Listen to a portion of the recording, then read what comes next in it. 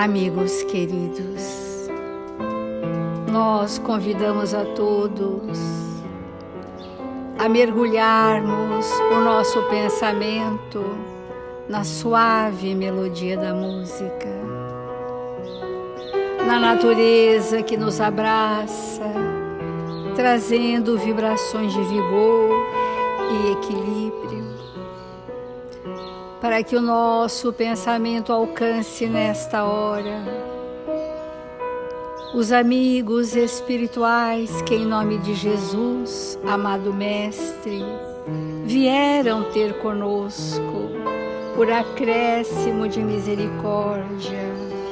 Aqui estão apostos na solenidade deste momento, para derramarem sobre todos nós a lucidez da verdade e o encantamento do bem e o alento da esperança e o vigor da fé, para que, alimentados, Senhor, de verdades de vida eterna, possamos prosseguir firmes e resolutos rumo aos destinos traçados por nós mesmos, rumo ao nosso objetivo reencarnatório na Terra. Queremos estar, Senhor, nesta hora, junto a Ti.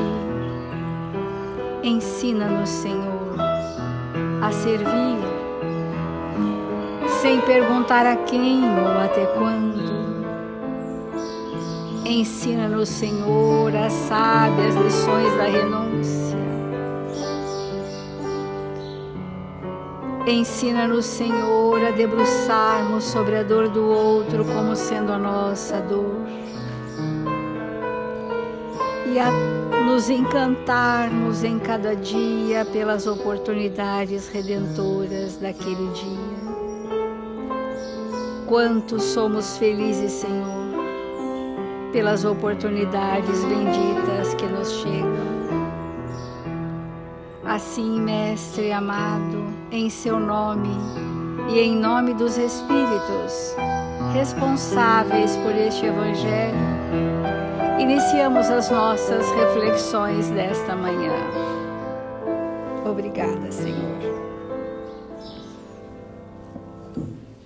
Do Evangelho segundo o Espiritismo, a fé transporta montanhas. E o último parágrafo do item 11 diz assim: amai a Deus, mas sabei por que o amais. Crede em suas promessas, mas sabei por que nelas credes. Segui nossos conselhos, mas inteirai-vos do fim que vos mostramos e dos meios que vos trazemos para o atingir. Essa é a fé que a doutrina espírita nos traz, lúcida. Uma fé inquestionável, insofismável, porque é permeada de valores perenes do Espírito construídos por Ele mesmo na aplicabilidade das leis de Deus em si. Essa é a fé. E quando José, esse Espírito protetor, nos diz: segui nossos conselhos, os conselhos deles, inteirai-vos do fim que vos mostramos, que é estamos destinados à perfeição, e dos meios que vos trazemos, que é disso que nós estamos falando.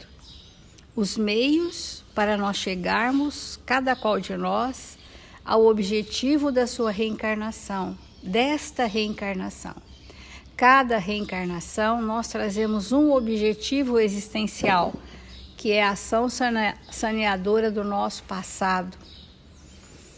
E quando Jesus nos aconselha a observarmos a nós mesmos, para que nós possamos identificar as nossas mazelas e então nos arrependermos, e nesse arrependimento alavancarmos a força da nossa fé e da nossa vontade para fazermos o ajuste com a lei e a reparação necessária. o nosso tema é o Evangelho no lar. É trazer Jesus na intimidade doméstica. E, para tanto, nós temos visto as várias situações do Evangelho do lar que nós precisamos estar atentos. E ontem nós falamos sobre as crianças e os jovens. E hoje daremos continuidade o quanto possível a entendermos que a criança e o jovem desta era, a era do Espírito, que inaugura um tempo de regeneração, que a era é do Espírito e o tempo é de regeneração.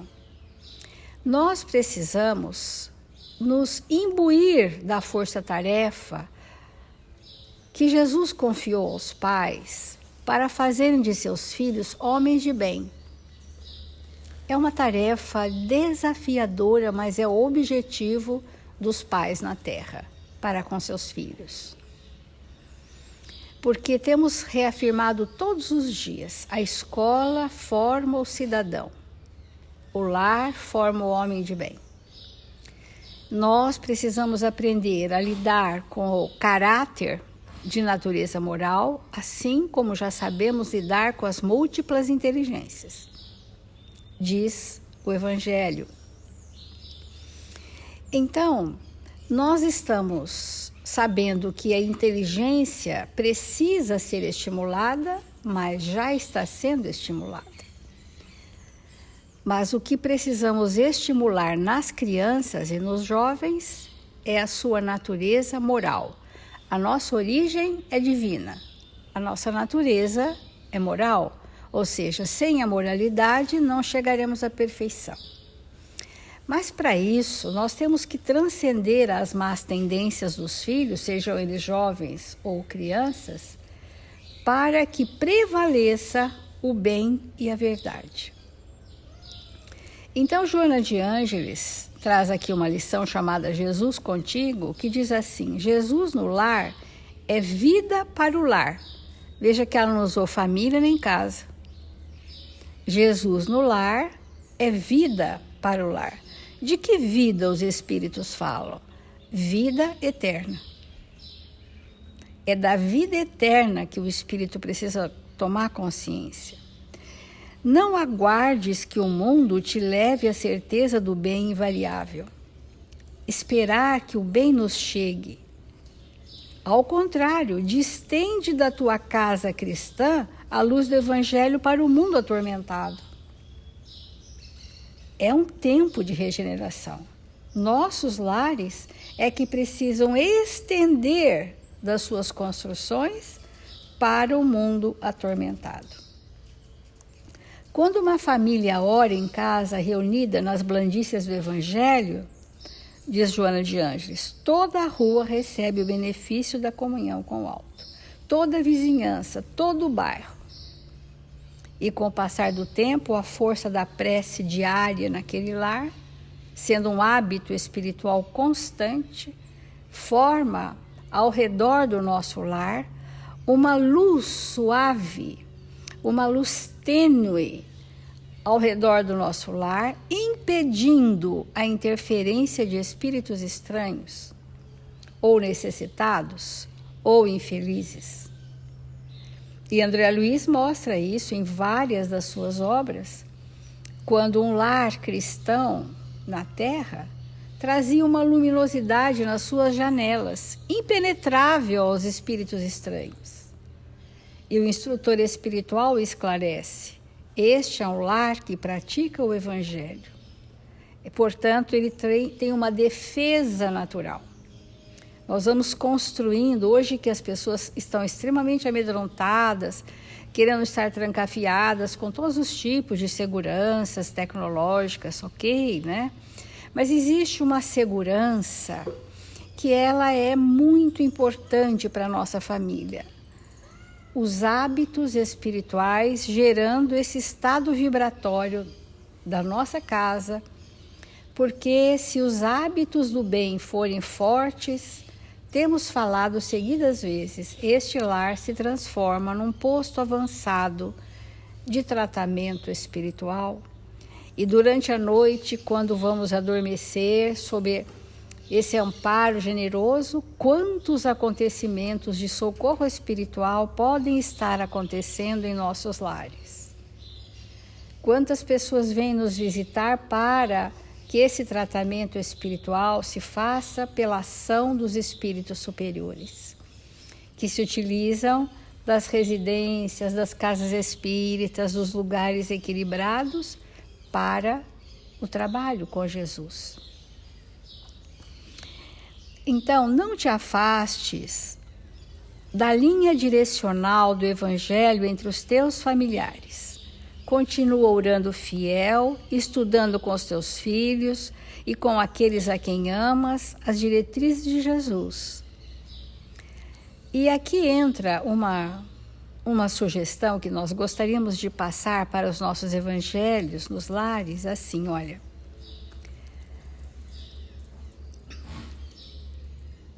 Quanto possível, debate os problemas que te afligem à luz clara da mensagem do Evangelho e examina as dificuldades que te perturbam ante a inspiração consoladora de Jesus. Olha que quando o clima do Evangelho em casa é favorável, é um clima amigo, nós podemos exercitar esses testemunhos, porque isso dimensiona a nossa pequenez. E os filhos, os jovens que estão ali, vão começar a perceber os seus pais como espíritos também. E que todos mutuamente podem se auxiliar. Eu queria dizer, só para a gente encerrar a nossa reflexão, que quando nós temos crianças em casa, o momento do Evangelho para a criança precisa anteceder ao dos adultos. Pode ser no mesmo dia, na mesma hora, ocupando a primeira meia hora, os primeiros 20 minutos, com atividades próprias para a criança, atividades do Evangelho. Elas ficando saciadas vão ter com as suas atividades, ou se quiserem permanecer, fiquem à vontade. Aí os pais vão ter leituras edificantes para eles próprios se nutrirem das suas questões pessoais. Assim também os jovens. Quando se inicia o Evangelho no lar, nós precisamos, depois da prece inicial, a leitura do Evangelho, primeiro atender à temática do jovem, que eles possam escolher qual é o tema que o aflige e que eles gostariam de ser esclarecidos à luz da doutrina espírita. E os pais prepararem esse pequeno 20 minutos para que o jovem se coloque, para que ele compreenda na sua vida pessoal os ensinamentos de Jesus. Em seguida, podemos continuar com as questões relativas a todos, sempre aberto a que eles participem ou, como a criança, que ela se levante, vá brincar, vá fazer as suas outras atividades. Então, é muito importante essa dinâmica, porque às vezes é sacrificial para a criança permanecer aquela meia hora sem entender nada do que está acontecendo.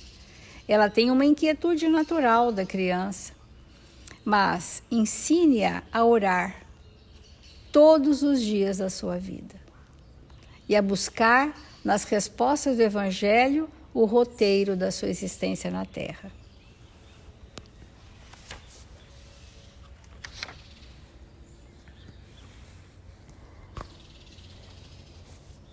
Para nós, o nosso mestre é Jesus.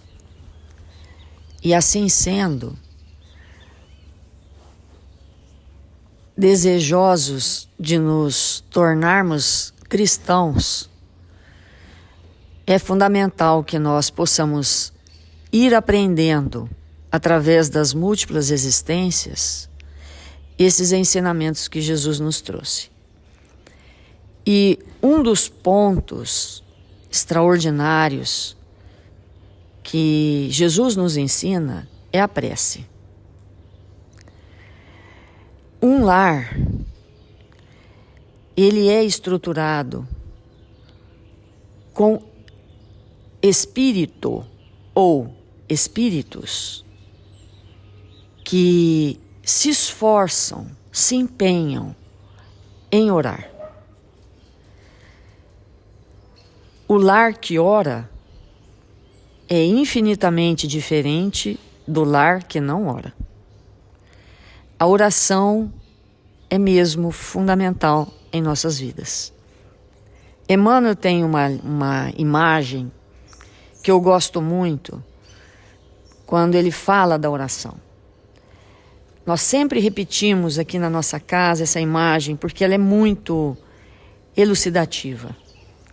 Ele compara a oração a uma situação em que nós estamos num quarto escuro e tentando encontrar o interruptor para acender a luz, nós vamos nos debatendo num objeto, em outro objeto, e vamos causando, por estarmos no escuro, uma certa desorganização naquele campo, naquele ambiente que nós nos encontramos. Principalmente quando nós estamos num ambiente escuro que nós não conhecemos, que é o nosso caso. Porque a grande maioria de nós não sabe nada sobre si mesmo. Vive numa escuridão interna. Então ele mostra para nós que quando nós estamos num ambiente escuro, que nós não temos noção onde estamos, nós vamos quebrando as coisas, desarrumando, desorganizando, em busca de acender a luz. E quando nós encontramos então o interruptor e nós acendemos a luz, nós vamos observar aquele ambiente completamente desorganizado, derrubamos objetos, quebramos alguma coisa, desorganizamos em função de caminhar num ambiente escuro. A luz em si não põe nada no lugar, não organiza absolutamente nada. Mas agora, o quarto iluminado, é possível que nós possamos colocar cada coisa no seu lugar e percebermos aonde nos encontramos e o que temos que fazer. A prece é isso em nossa vida. Porque toda vez que aparece um desafio, no lugar de nós nos revoltarmos, de nos desesperarmos, de blasfemarmos, de estabelecermos uma desarmonia, se nós buscarmos a prece, imediatamente nós vamos ter uma possibilidade muito grande de nos conectarmos com Deus, com Jesus, com os nossos amigos espirituais, que sempre estão a postos para nos auxiliar. E nesse processo de buscarmos e encontrarmos, vai trazendo para nós uma confiança. E esse hábito espiritual da prece vai modificando o nosso viver. Portanto, é fundamental no nosso lar ensinarmos as crianças a orar. Preces espontâneas. Os nossos jovens. É evidente que nós só podemos ensinar o que já sabemos. Nós só podemos exemplificar aquilo que é a nossa vivência. Então, nesse momento da nossa vida, em que o mundo está numa situação tão delicada, a prece ela é fundamental. Não há como nós prosseguirmos sem esse hábito espiritual. Nós começamos, a princípio, estabelecer a prece no dia do Evangelho no lar. E com os anos e com as décadas, isso vai se estendendo naturalmente, não para apenas um dia na semana, mas para todos os dias e para várias horas no dia, todas as vezes que nós sentimos que as nossas forças não são suficientes para superar pequenos ou grandes desafios.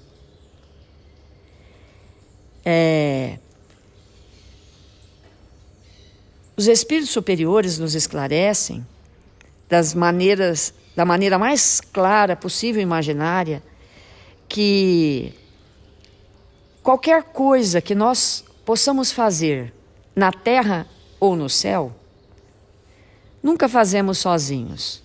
Sempre temos a cooperação daqueles que nos amam e, sobretudo, de Deus. Mas a nossa materialidade ou materialismo muitas vezes nos impede de percebermos essa presença, essa intercessão, essa cooperação. Mas o fato é que nunca, jamais, em tempo algum, sobre nenhuma circunstância, nós realizamos alguma coisa sozinhos. Então, se nós fazemos alguma coisa da qual julgamos que foi realmente algo muito bom, extraordinário para nós, atrás daquele ato nós vamos ver que nos foi oferecida uma oportunidade. Nós vamos perceber que nós fomos conduzidos de alguma forma àquela circunstância. Porque sempre, em tudo, tem a parte de Deus na nossa vida. Não tem nada sem Deus. Não tem nada.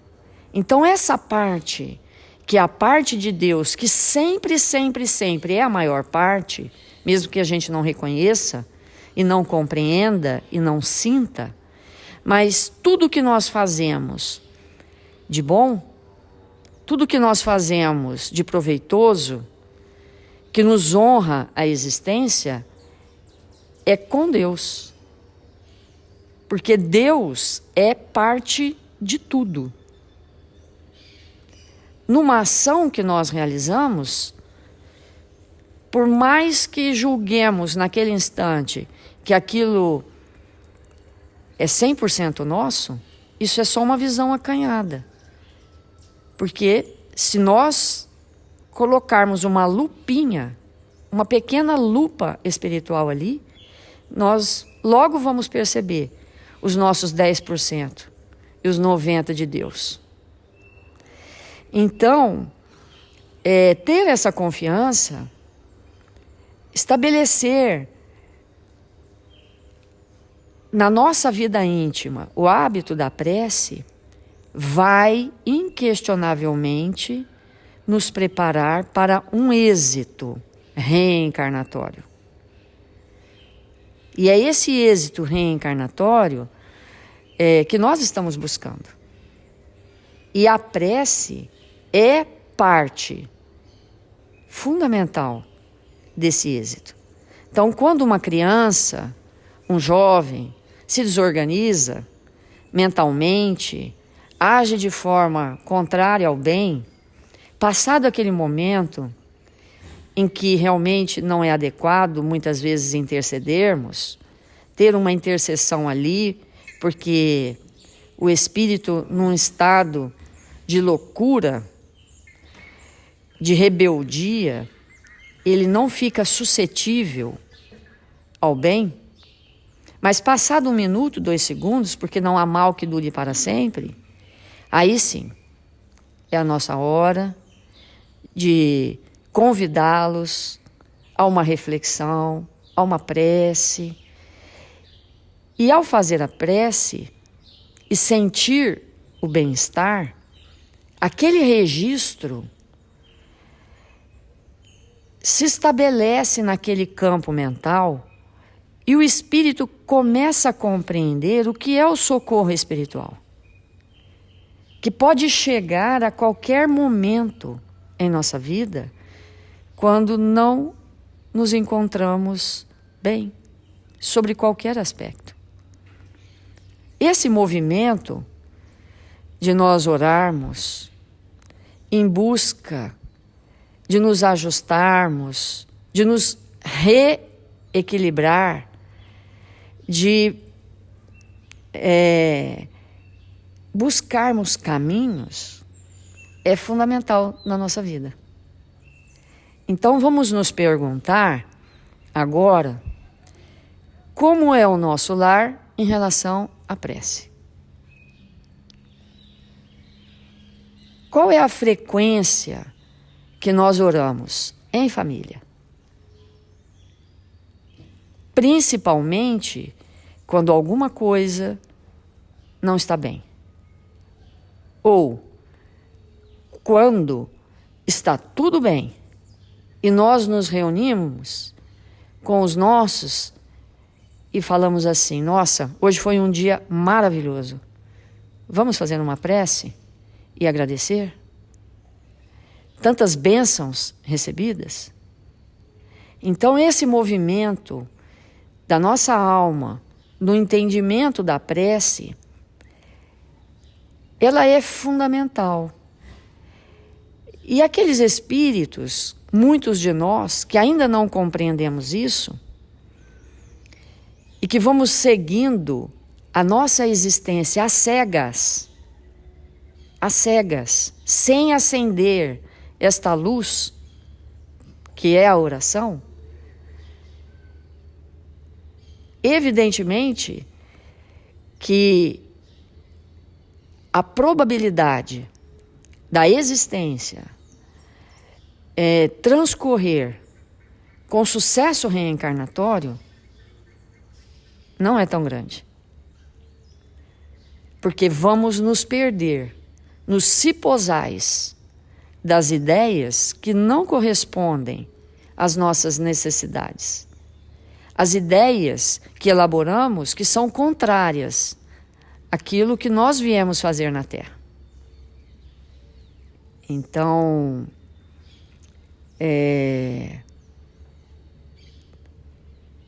quando um espírito chega à casa espírita e fala assim: vim orar.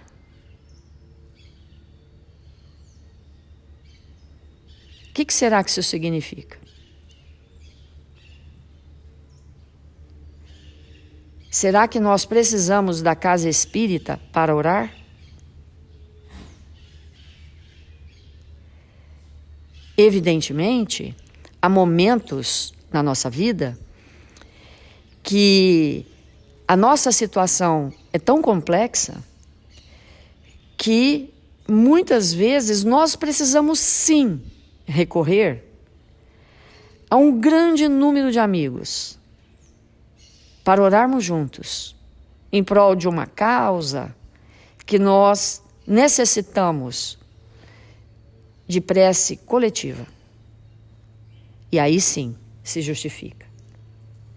Vim à casa espírita em busca dos meus amigos, dos meus companheiros de trabalho, para orarmos juntos, para que eu possa me fortalecer.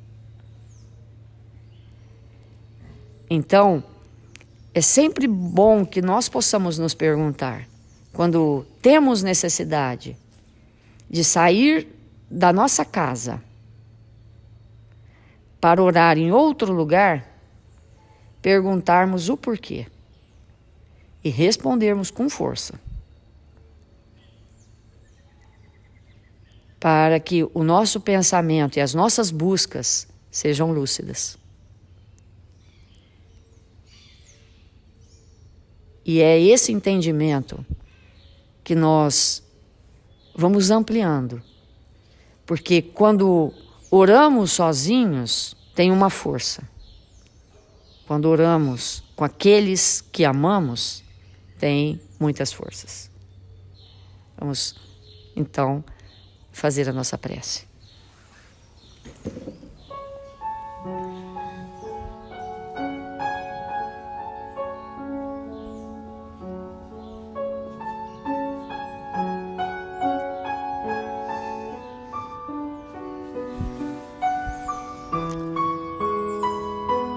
Senhor Jesus, divino amigo das nossas vidas, nós nos encontramos em Seu nome, rogando ao Seu coração amoroso, Senhor, que possa nessa manhã nos envolver uma vez mais. Nessa súplica, Senhor, que fazemos ao Seu coração amoroso em favor dos nossos irmãos que sofrem na terra, que se encontram enfermos, necessitados de amparo, de luz, de prece. Que possamos orar juntos, uníssimos num só pensamento, rogando ao Seu coração, Jesus, que derrame Seu olhar doce e misericordioso sobre nós, nos despertando para as realidades espirituais. Fortalece-nos o ânimo, apronta-nos, Senhor, para tarefas maiores. Convida-nos para o testemunho. E testemunhando o que temos aprendido, nos colocamos, Senhor, à Sua disposição para servir. Que o Senhor nos ampare, que o Senhor ampare a nossa família, a família dos nossos amigos, da terra toda, Senhor. Rogamos que o Senhor direcione todo o Seu amor para a terra nesta hora, fortalecendo os corações. Que não haja entre nós separações, que possamos permanecer juntos, unidos neste ideal de aprender a viver as Tuas lições de vida eterna. Obrigado, Jesus, porque nos encontramos na terra do Cruzeiro, sobre o amparo de Ismael, que nos une no ideal comum de transformar esta nação na pátria do Evangelho, onde todos os corações hão de exemplificar seus ensinamentos, levando para a terra toda exemplos de dignidade, de fidelidade e de amor. Que o Senhor nos abençoe, agora e sempre. Que assim seja.